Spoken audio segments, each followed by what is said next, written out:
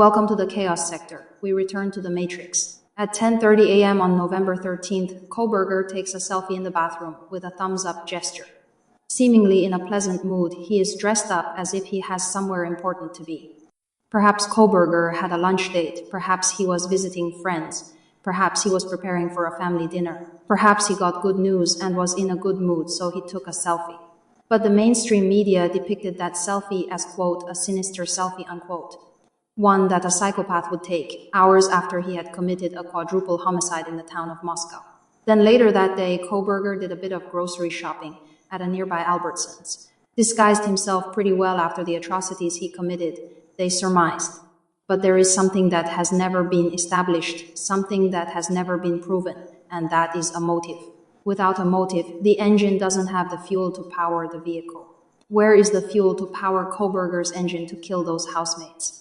Seems there isn't any fuel there, so there isn't any evidence the engine was powering the vehicle to move. Never forget this point, although it has been swept under the rug. I have an interesting question about the housemates, though. Can two young college students sit in a home with deceased housemates for over 8 hours? Probably not. It would be very creepy to be there. But what if they already knew it would happen? That changes things completely. Let me elaborate. If two young college students knew that their housemates were going to die, their minds would have accepted this fact and their brains processed that information, and they prepared for it physically. They may not have stayed the entire time though, but before the attacks, during the attacks, and sometime after the murders, they were physically inside the home. Also, they would have to be there for some time, because if not, it would be a vacant home that could result in numerous people trespassing in and out prior to that 911 call. So, although we acknowledge that they may have left at some point, they can't leave completely due to not only being residents of the home, but also being linked to the murders. Well, we at least have one of them linked to the murders, while the other, the jury's still out on her involvement. Dylan's whereabouts were not cleared prior to the murders. That automatically makes her a suspect. There's nothing else to break down, no benefit of the doubt, no report of where she was prior to the murders, proves she was associated with the killers. Bethany's whereabouts were cleared, has been reported to have exculpatory evidence, but was also at the home during the attacks and murders, and was texting Dylan during the entire time frame. Like mentioned, she may have exculpatory evidence, but may be a suspect at the same time. Some stated that Dylan and Bethany were actually at a hotel around 3:30 a.m. Now it seems logical at face value, and it would explain why there wasn't much communication in the 3 a.m. time frame. In fact, we can even suggest, get this, they were not at home when everyone else arrived, but came back to the home around 4 a.m., and that's when all of the texting between Dylan and Bethany came about. Yep, that adds up pretty nicely, don't you all think so? Because none of the text and calls to the victims during this time frame does not make sense if they were physically there the entire time. The only way this would be logical, which would be very disturbing as we mentioned, is they were pretending to attempt to contact their housemates while knowing they were already murdered, as a way to make it appear they weren't aware of the attacks and murders. That would be very sick. It could be a strategy that the actual killers convinced them to do. That's also a possibility. Or they weren't physically there when they were texting and making those calls. We have several scenarios here, so let's break them down. Scenario 1. Dylan and Bethany were involved in the murders and simply carried out their roles, sending text messages and calls as a form of alibis. They're alibis because it presents the setting that they were not aware of what was going on and attempted to contact the victims. Not aware of what was going on creates an alibi that they were not involved. Even with the alleged exculpatory evidence, Bethany would be guilty right along with Dylan. Scenario 2. Dylan was involved in the murders and simply carried out her role by sending text messages and calls as a form of her alibi, but made sure to include Bethany in this interaction to make it appear more authentic, texting about being freaked out and such, confiding in Bethany, as she had so-called witnessed a lone killer walk past her. In this scenario, Bethany was aware of the murders, but was the one who was actually scared. Her exculpatory evidence may help her, but obstruction of justice is a charge she may still face. Scenario 3. Dylan was involved in the murders, but Bethany didn't know she was involved, but knew her housemates were in danger. She didn't know what to do, as snitching would put her life in danger as well. So unfortunately, Bethany wasn't at home when the attacks and murders occurred, but came back to the home later that morning and was shocked to discover her housemates murdered in the home. This scenario makes the 911 call more rational, because she came back to the home that morning. Yet, based on Dylan claiming to spot a male in the home last night in that call, this means that Dylan may have been there, and it was Bethany who had came back to the home that morning. Remember, it was Bethany who had called, not Dylan. Ironic, don't you think? The surviving housemate, who doesn't have much as far as her accounts of what happened, was the one who called 911. It's almost as if Bethany is being informed about what was going on in the home, came back that morning, and called 911 after observing the massacre, because Dylan is the one who was physically observing everything, right? She came face to face with the alleged lone killer. But in the 911 call, though, she describes the lone killer, who she came face to face with the night prior. It's like Bethany comes back home, and other peers are there. She then calls 911, and now Dylan decides to speak to dispatch, after she came face to face with the lone creeper. I don't see this being a scenario where Bethany was at home this entire time frame, because a 911 call should have been made prior. Yet it wasn't made, because the only one left at the home was the one who had conspired against the victims. And this could be the real reason why that call came 8 hours later, because the one who made the call wasn't there that entire 8 hours. You see, the call came from Bethany, who had come back. She left the home once there was the first sign of danger, because she knew what was going on. It's obvious. But it's likely she wasn't there when the murders occurred. The texting could be Bethany somewhere else, communicating with Dylan, who was giving her a fabricated setting in the home. Wait, let's not go too deep into that theory, although it surely seems likely. The chaos is tempted to keep going. Do you remember Katie, one of Kaylee's friends? She stated that she called Kaylee around 10 a.m. to see if she was okay, right? And we pointed out that why would she be reaching out to Kaylee at this time, before the 911 call went out? Because word got out that Kaylee was murdered, right? Well, if Bethany was not at home during this time frame, she would have also reached out to her housemates, in the same manner that Katie did, in a form of disbelief, trying to see if those housemates were still alive after knowing they were targeted. Bethany wanted to know if someone had survived, while Dylan, who was there, pretended to act as if she wasn't aware of what was going on. Also, Bethany states, quote, Zana was wearing all black, unquote. This is in relation to Dylan describing someone in all black. But for Bethany to tell Dylan what Zana was wearing, it seems as if Bethany was not there at the time of this interaction, you understand? It's speaking in retrospect, based on her memory of what Zana had on, and it wouldn't make sense for her to describe that, while physically in the same home as Dylan, you see? But if she wasn't there, she is providing information about Zana, based on being at a party with her earlier, and knowing what she had on. A little nugget of reading between the lines there. At least, this is what the chaos deciphered. Now we understand that those housemates would text and call each other in the same home, because they would be in their bedrooms and such, or in different areas. But Madison called Bethany at 2:53 a.m., and this was during the time frame Kaylee was calling Jack D. Why would Madison call Bethany? Well, there is a connection between the two that we can draw from, and it's that they were sorority sisters. Now, we have to address something that was presented, which could also link them together. Huda London and others alleged that Bethany was dealing drugs, and the Venmo payments she received were payments for the drugs she provided to those buyers. London broke down that the terminology used attached to those payments appeared to be drug language. If Bethany was selling drugs, then we have to link her to Bonnie and Clyde as well. We'll put that to the side for now. But if Madison had told Adam everything, which warranted a warning from Jack Showalter, is Bethany linked to this, based on Madison calling her at 2:53 a.m.? Keep in mind, Bethany did not, I repeat, did not respond to this call during this time frame, and then at 4:22 a.m., she calls Madison. What was going on during the time frame from 2:53 a.m. until 4:22 a.m., where Bethany didn't respond to Madison? It seems she didn't respond because Madison and the rest of the housemates were being attacked and murdered.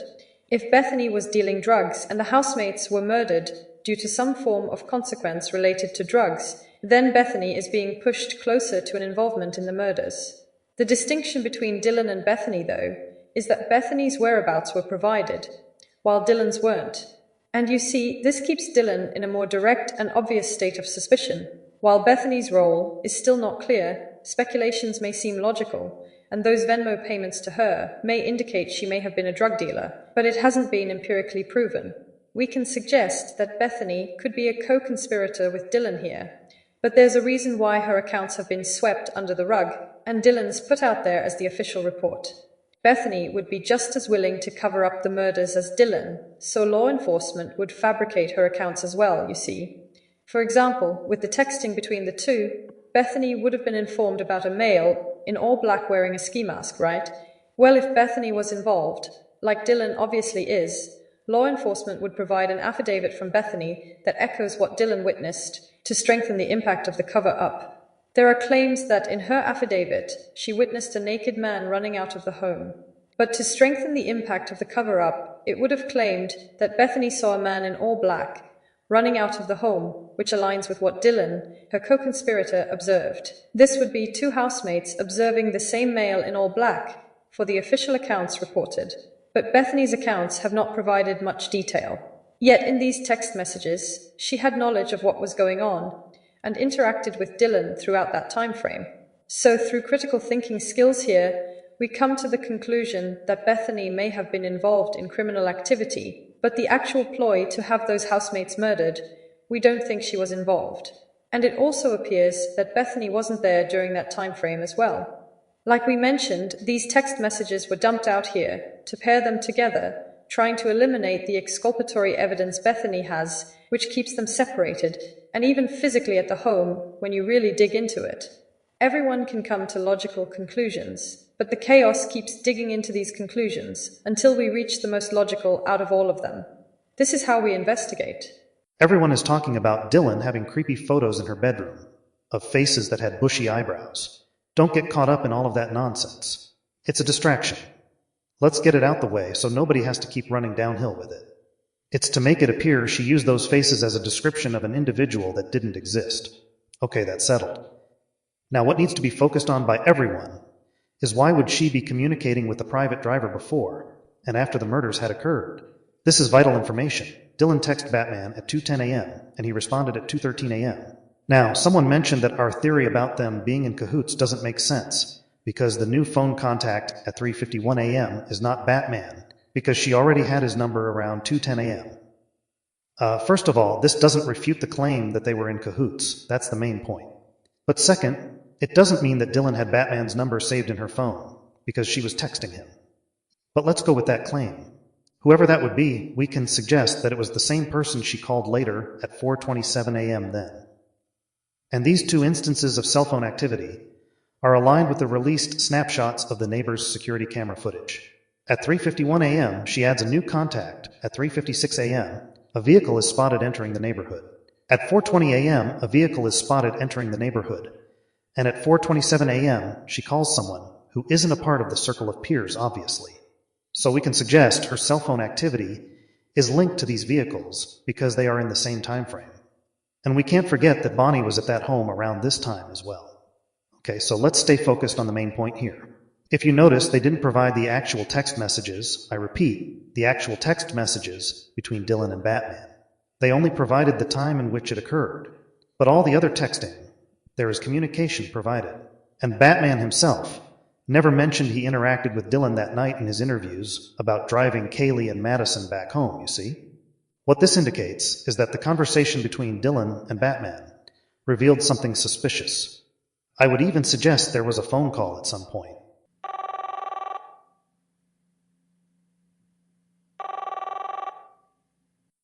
Hello? Hey, Eric, where are you guys at? Oh, we're about 10 minutes from the home. I'm on Steiner. Just stopped off at a store for a soda. What's up? Just making sure they get back in time. Listen, when you arrive, don't drive all the way up to the house. Why not? Wouldn't that look suspicious? If you drive all the way up to the house, listen, do you want to be caught up in this? I can't guarantee you'll be safe.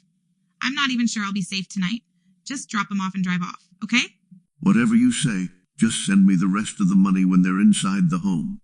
I hope you know what you've gotten yourself into, young lady. Take care. Now, some may say, you can't confirm that, it's speculation, and we shouldn't be creating this narrative.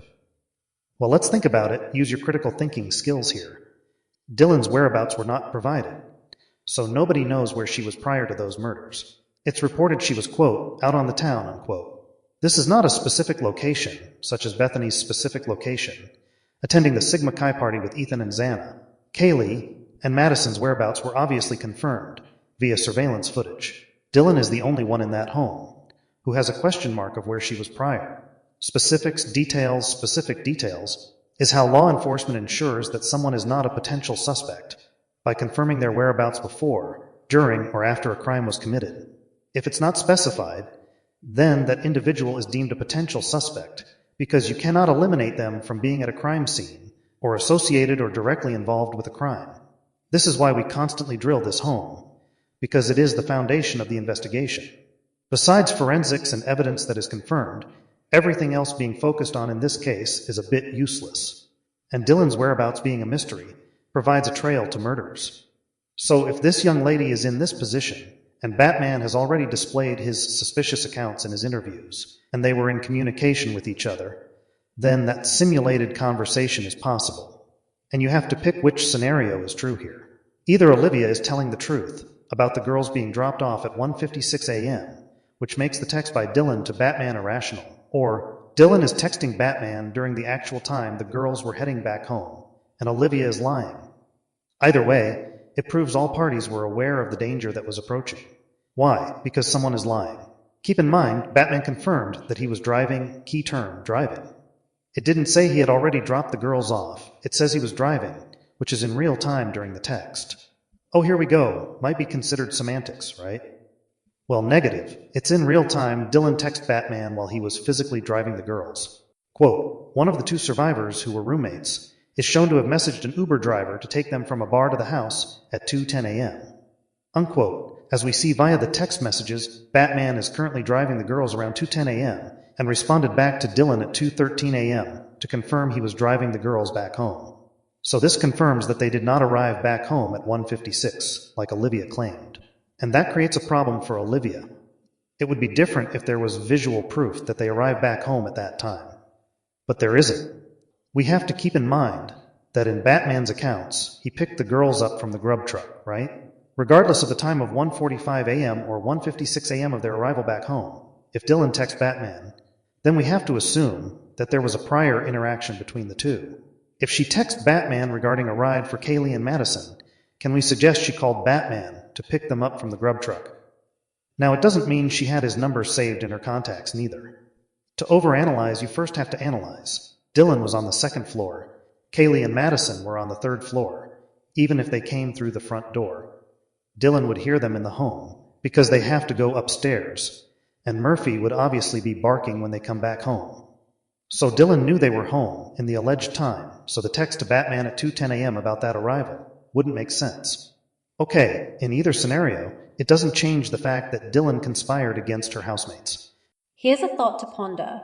Since we can eliminate the entire wall of text messages as the housemates knew of the murders, wait, let's make sure everyone is on the same page. They were aware of the murders because they were aware of the attacks, because there was screaming, yelling, barking, multiple heavy footsteps stomping around on each level above the floors they were on, and loud banging noises. All proved Dylan and Bethany were aware of the violence. So all of the text about what was deemed to be a concern about what was going on is nothing more than damage control. Now, since we can eliminate the wall of text messages between Dylan and Bethany, we focus on that text Dylan sent to the infamous Batman more so, and see what comes about. Batman claimed he didn't pull up all the way to the home because he was concerned about being robbed, right? Yet he also claimed that the neighborhood was so safe that college students would leave their doors unlocked. Can't be both. Okay, that's the first sign of suspicion in his interview. Then, he claimed he didn't actually watch Kaylee and Madison go inside the home, he just pulled off. Now we found this strange, since he claimed to often provide rides for those housemates, stating that he often drove them around, knew they worked at Mad Greek and such. So if they were nice girls and always nice to you, why wouldn't you honk your horn in acknowledgement that they got home safely? It's just common courtesy, especially for someone who was familiar with those housemates. It's almost as if he's two different people at the same time. On one hand, he's acting as if he didn't know those girls, was paranoid about the neighborhood he was in, and was just a driver they had to get them home. Yet on the other hand, he's mentioning all of this information about them personally, and how nice they were. and the neighborhood was so safe you could leave your doors unlocked. Either you're scared to drive all the way up to the home because there's a chance you might get robbed, or the neighborhood was very safe, and that type of crime didn't exist where residents left their doors unlocked. You see, this is not a normal private driver, this is someone who is very suspicious. Quote, in fact, I didn't watch them go all the way in. There were 2 of them, it's a relatively safe place. It's not something I would usually sit and watch. Unquote. Now the phrase, in fact, is indicating Batman is attempting to convince the reporter about his character. It's used to prove a point about him personally. It's not something I would usually sit and watch. He's attempting to justify his reasons for not being present, to potentially see something suspicious, as he doesn't stick around to watch his passengers go inside their homes. Well, you're a private driver, driving 2 young women home late at night. Briefly, you could at least make sure they go inside their homes safely. It doesn't mean you're sitting there for 10 minutes watching the lights come on. And such, it takes 10 seconds to make sure they went inside. In fact, since you didn't pull up all the way into the driveway, wouldn't it make sense to make sure they went inside, since there was a further distance from their doorstep? And to add to that, since these were known passengers of yours, well, you knew them a bit. At least if you're not going to make sure they're inside, you're going to honk your horn to the girls to let them know you're leaving. No mention of interacting with the girls upon dropping them off. Quote, I've been driving here for years and it weighed on me. It was rough to think I was one of the last people to see them alive. Unquote. You've been driving there for years, you say? So it makes sense that you would honk your horn to your well-known passengers or make sure they got inside safely. But after the murders, guess what Batman gained balls of steel to do? Take a wild guess. Quote, the rideshare driver said things have changed, as women he takes home now ask him to stand in their doorway so they can check their windows and doors and look through their homes to ensure no one is there. Unquote. Wow, really? So this rideshare driver who was previously so paranoid about being robbed, which is why he didn't pull inside the driveway, transforms into a fucking superhero, hence Batman, using his body as a shield for damsels in distress?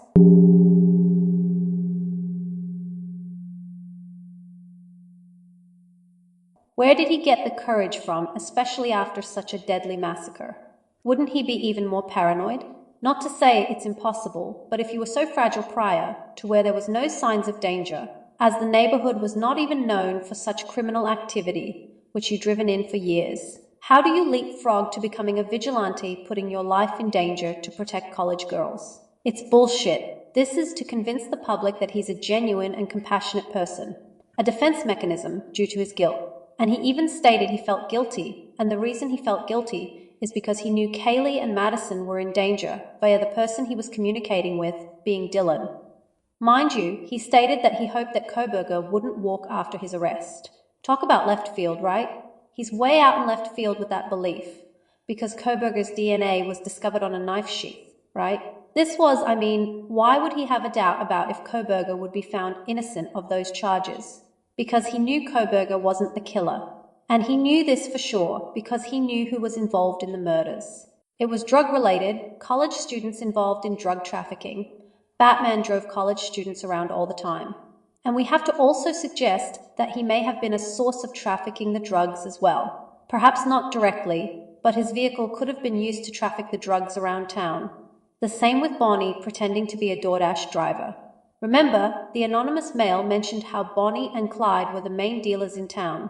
It is also reported that a taxi driver even claimed, get this, that the victim's home is where people went to get drugs.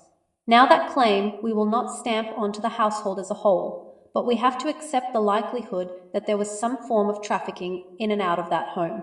It was slated the party house, so when there's a party, there's drugs. And Batman would definitely know this, as remember, he claimed to drive there for years, and knew of those housemates. And you see, this brings us back to what, that's right, take a listen one more time.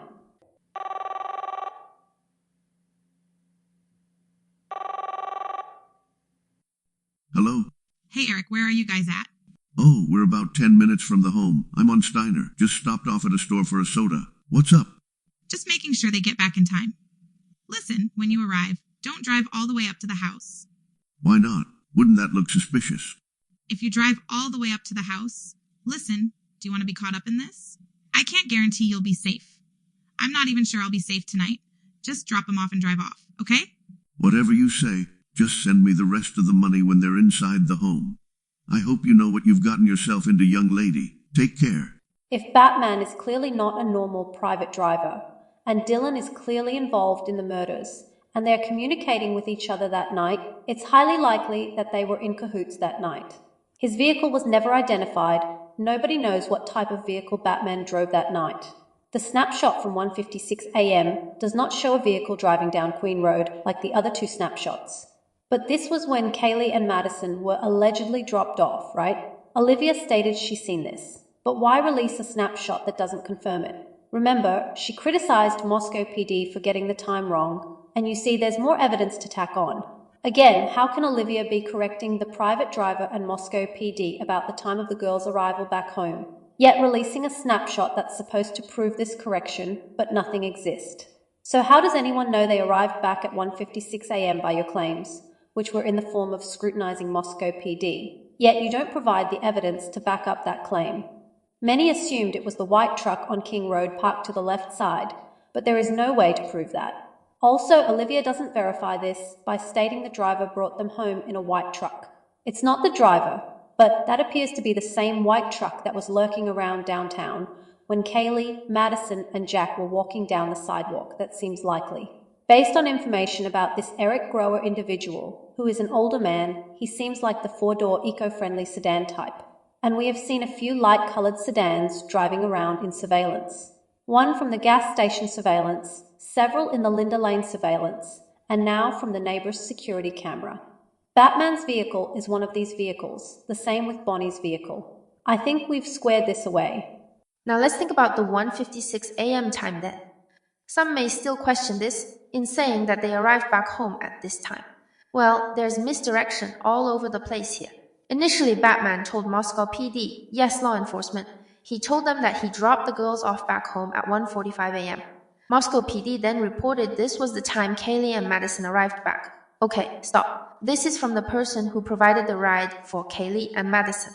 Then soon after, Olivia was on the news, correcting that time to 1:56 a.m., scrutinizing Moscow PD for getting the time wrong. Said something along the lines of, I don't want to make a big deal about it, but getting the time correct is important. Paraphrasing, of course. The question we posed, once she made that statement, back in our investigation, is how could she have the correct time, but Moscow PD didn't, when they obtained the time from the driver? And of course, how could the driver have the incorrect time? Something was fishy with it. But now, with the recent information showing Dylan texting Batman around 2:10 a.m., and he responded at 2:13 a.m., verifying he was driving the girls back home, then they didn't arrive back at 1:56 a.m. Now what does this all indicate? It indicates that all of them have been lying from the beginning, Batman, Moscow PD, and Olivia, because none of those initial times were correct based on the text messages that Dylan sent Batman. And sure enough, this text message to Batman was sealed. Now why would they seal this specific piece of evidence? Or better yet, why wasn't it just reported Dylan texted the private driver about Kaylee and Madison receiving a ride back home? It's not that big of a deal, right? She's just looking out for her fellow housemates, right? Nope, not so fast. During that time frame, Olivia was claiming they arrived back at 1:56 a.m., and that communication between Dylan and Batman would prove otherwise, and it would definitely cause a concern about who has the correct time, just like we're trying to figure out right now, you see. As mentioned, there is no proof from surveillance that shows Kaylee and Madison arriving back at 1:56 a.m. A snapshot was leaked to allude to it, but there is no vehicle spotted traveling on Queen Road, regardless of the camera being motion detected. Between the time frame of when the vehicle physically entered the neighborhood to when it drives down Queen Road, coming back to King Road, and exiting, a vehicle would have been captured. There isn't a vehicle spotted leading up to 1:56 a.m. and moments after, 1:56 and then 3:56 a.m., 2-hour gap. But within that 2-hour gap, there had to be a vehicle or numerous vehicles detected and captured by that camera. And we're looking for that 2 a.m. hour time frame, as it's when the girls arrive back. From 2:13 a.m. to approximately 2:15 or 2:20 a.m., Batman's vehicle would have been detected and captured. And if that was shown, Olivia would be exposed for lying about their arrival back home. Now we know everyone is pondering, why would Olivia lie at that time? Well, you have to keep in mind that the family viewed that surveillance, so that's the first point. Also, if we look at the 1:45 a.m. time of everyone else arriving back home, and the initial time that Batman claimed to bring Kaylee and Madison back, there's something that occurred at that time, which is why Olivia directed attention away from that time. Remember, she had access to the footage, we didn't. So it's likely something was detected at 1:45 a.m. as well. Again, so everyone doesn't lose grip of what's being broken down.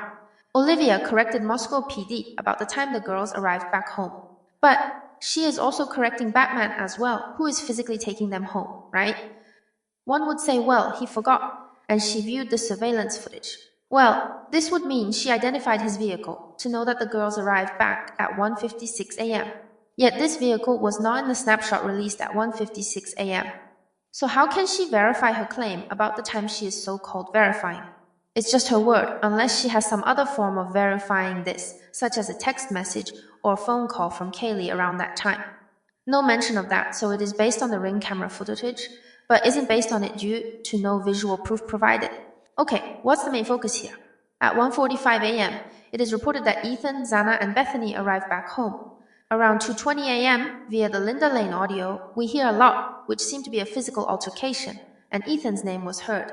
A female is heard screaming OMG, and various audio that proved there was violence and danger. Based on Dylan's text to Batman, Kaylee and Madison have arrived back home around this time frame. Everything aligns, you see. Kaylee calls Jack around 2:30 a.m. and Madison calls Bethany at 2:53 a.m. We come to the logical conclusion that this is linked to what happened around 2:20 a.m. in the Linda Lane audio, which makes those calls emergency calls, not some power calling late at night, as Kaylee's family claimed. Around 3 a.m., those calls came to an end. At 3:51 a.m., Dylan adds a new contact to her phone. Again, those housemates are deceased at this point. Even if this wasn't Batman, it's someone she was in contact with and needed to stay in contact with, associated with what unfolded in the home. But you know, they're not going to reveal that Dylan added Eric Grower as a new contact in her phone, you see. Okay, here's the take. Olivia knows what time those housemates were murdered. She knows who did it, and this is why she gave a different time of their arrival back home. Because around 1:45 a.m., Ethan and Xana were perhaps encountering danger, and there is audio detected from that neighbor's camera. So Olivia pulls everyone away from that time. Now around 1:56 a.m., there may have been a vehicle in the neighborhood, but it wasn't Batman's, based on his verification of driving the girls back at 2:13 a.m. Some may say, well, it doesn't seem likely, or the chaos is overanalyzing. Well, we have to keep in mind that initially there was a discrepancy with time. So if the time is not verified, everything is subject to being a lie. We'll leave it here. Do you think Olivia is telling the truth about Kaylee and Madison's arrival back home? Or do you think Olivia is lying, and they arrived around 2:15 a.m. based on Dylan's text to Batman? Either way, someone is lying.